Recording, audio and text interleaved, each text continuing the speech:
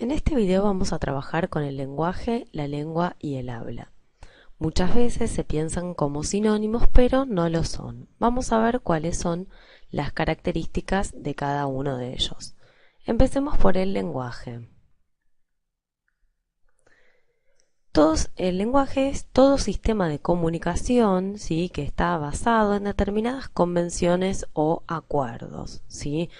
El lenguaje tiene que ver con un conjunto de signos que pertenecen a la misma naturaleza y su función primaria es permitir la comunicación.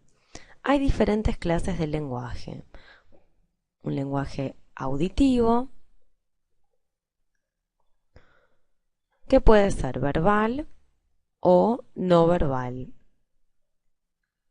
En el caso del auditivo verbal tenemos la palabra hablada. Y un ejemplo del lenguaje auditivo no verbal serían otros signos como por ejemplo las sirenas, el código Morse, ¿sí?, los saludos. Bien. Otra clase de lenguaje es el lenguaje visual, que también puede ser verbal o no verbal. En el caso del lenguaje visual verbal sería la palabra escrita,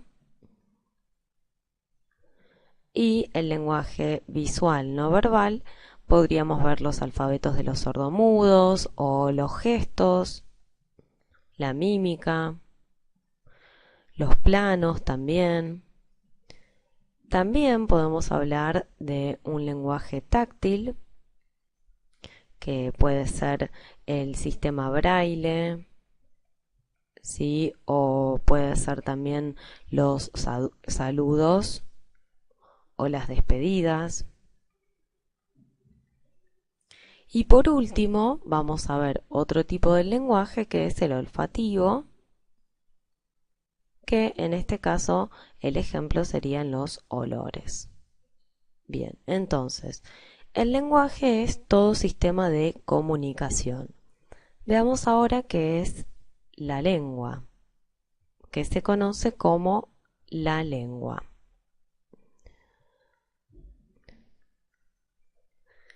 Aunque todos los hombres tengan la capacidad de comunicarse que les da el lenguaje, no todos lo hacen de la misma manera. Cada sociedad o cada comunidad estableció un conjunto de signos. Entonces podemos decir que la lengua es un sistema de signos.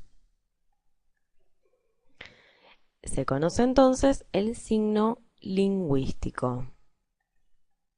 El signo lingüístico está compuesto de un significado y un significante. La lengua, otra de las características, es que es convencional. Es convencional significa que es de cada sociedad, ¿sí? Cada signo, ¿sí?, fue establecido mediante un acuerdo de la comunidad hablante. Por eso decimos que es convencional.